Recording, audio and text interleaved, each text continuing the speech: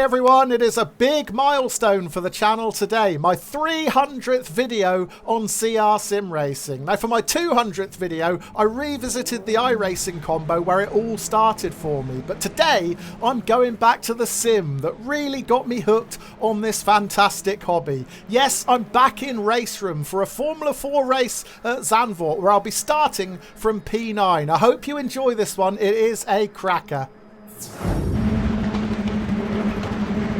Here we go then, we're underway at Zandvoort. Now I'm not going to set myself any targets for this race. I haven't had the chance to practice, so I'm just going to try and find my rhythm as the race goes on and see where I end up. Already there are a couple of cars ahead rubbing tyres. This could get messy into turn one. Oh, but actually the real danger was behind. I just saw a car sliding horizontally across track in my rearview mirror. I felt the contact. I heard the squeal of rubber on rubber. But thankfully it wasn't too big a hit. Paul Rendu was the driver. Now Rendu started in P8 right in front of me. I don't know if he lost it all by himself or whether he was tagged from behind. We'll go back and check out a replay to get the answer shortly, but thankfully he just grazed me as he slid out.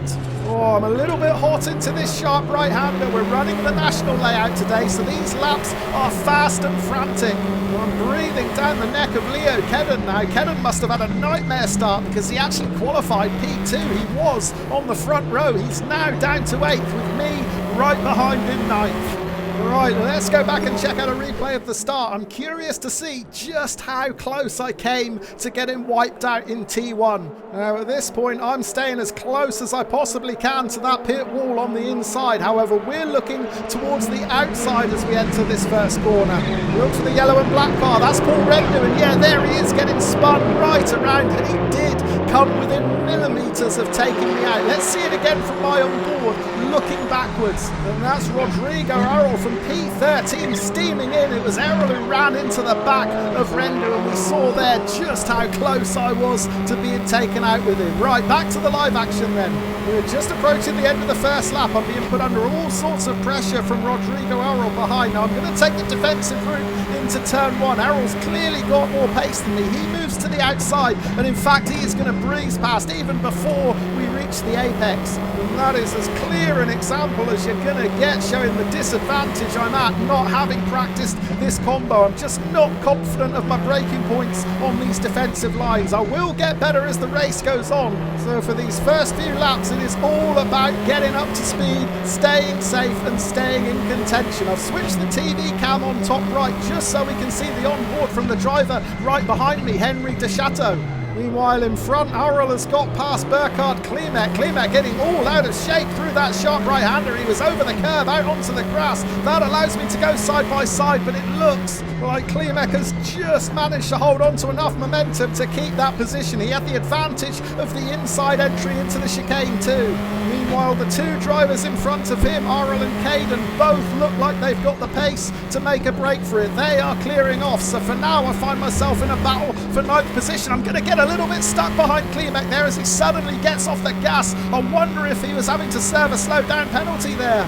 Whatever the reason, having to lift at that point in the corner has cost me loads of momentum down this straight. Look at De Chateau behind. He's going to try and squeeze his way through between me and the pit wall and make the pass into turn one. Wow, this couldn't be any closer. I was forced to the inside line to try and pass Klimek. I thought I was taking the defensive line, but clearly it wasn't defensive enough. There was the smallest of gaps there, and De Chateau found it. Right, let's jump forward to later in lap 3, and it is every bit as close as when we left it. De Chateau in 9th, I'm 0.5 of a second behind in 10th. We've now got Lee Bonington in 11th. Bonington got past Klimek as well. The yellows are out into the chicane. Have we lost someone? We've lost more than someone. There are 3 cars in the barrier to the right. One of them rejoining. That's Timo Neuhoff. I just managed to squeeze past Neuhoff before he gets back onto the racing line. It looks like Bonington behind got past safely as well. But just like that, I've jumped 3 positions. I'm up from 10th into 7th. Well, I said that these early laps were all about staying safe and staying in contention. At the moment, I am doing just that, and I'm gaining positions as I do it. However, I may lose one of those positions here as Bonington makes a move up the inside into turn one. I've decided against going defensive there, as it didn't do me any favours earlier on in the race. However, I make a little mistake exiting the first corner, then just taking a bit too much of the gravel on the outside. And now I've got Timo Neuhoff for company behind. I know he's quick because he started the race up on the second row of the grid, qualifying in P4. But let's check out the replay to see what happened to Neuhoff. He's the middle car in this three-way battle, and he is going to try an ambitious move up the inside of Leo Kedden. And yeah, it certainly didn't look like the space was there to try that pass. The pair of them slide out, and Rodrigo Arrol gets tangled up in it too. 1/3 race distance then. De Chateau running really deep into this right-hander. That opens up a gaping hole on the inside. Bonington is now going to push for that 6th position. They're side by side on the approach to the chicane. They lock wheels. Is that going to send De Chateau out to the gravel? No, it doesn't. He manages to save it. Meanwhile, I get a proper nudge from Neuhoff behind. Oh, the gloves are coming off at Zandvoort now. Meanwhile, in front, Bonington has got that 6th position. I suspect he might have the pace to make a break for it. Mistake for De Chateau. Meanwhile, he just clipped the gravel on the outside there. That is going to give me the advantage coming down the start-finish straight, but I'm just stuck on the outside once again. I can't move over to the inside line. This is going to make an overtake incredibly difficult as we approach T1. My only hope is De Chateau outbraking himself and running in too hot, but he's not going to. He's held the apex brilliantly, and he's held onto that P7.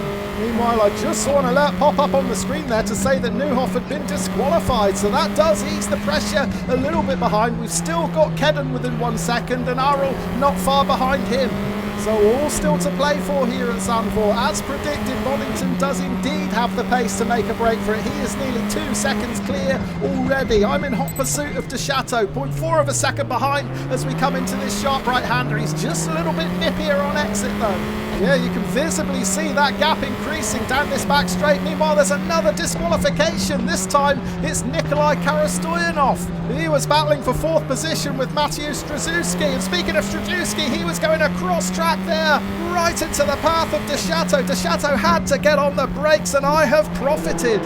Right, what happened here? It's Karastoyanov in the red on the inside, Strzelecki on the outside. Strzelecki turns in, just clips the rear of Karastoyanov's car. It sends him out onto the gravel. The incident point from the contact must have been enough to disqualify Karastoyanov, and Strzelecki gets that rejoin all wrong. He might well have picked up damage in the contact. Well, as we reach the halfway point of the race, I've finally got a little bit of breathing room. Only a little bit. De Chateau is still within 0.6 of a second behind. However, he has got his hands full with both Kedden and Arrol behind. So I'm going to switch the TV cam on so we can keep one eye on this battle behind me.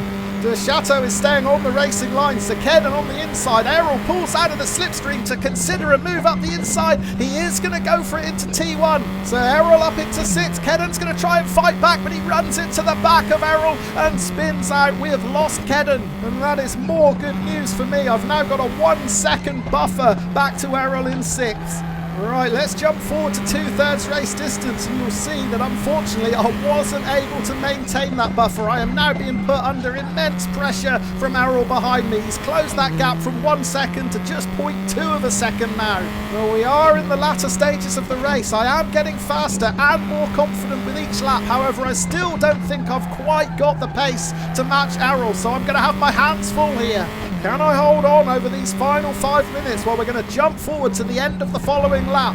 Well, I'm doing a fairly decent job of it so far. We're going to switch the TV cam so we can keep one eye on Arrol's on board, but I feel like I'm in a stronger position this time around. I'm a couple of tenths further ahead than I was a lap or two ago. However, that is going to lull me into a false sense of security. I thought I was far enough ahead that I didn't need to defend like I did on the previous couple of laps. Arrol spots the late opportunity up the inside. He goes for it. I try and carry my momentum around the outside, but for the second time this race, I make that same mistake of clipping the gravel on the outside. So Arrol up into 5th place. I am demoted down to 6th. Jumping forward to later in the lap. I'm already struggling to keep up with Errol, but there is one more twist in this race. The yellows are out once again into the chicane. It is Christian Chudziak.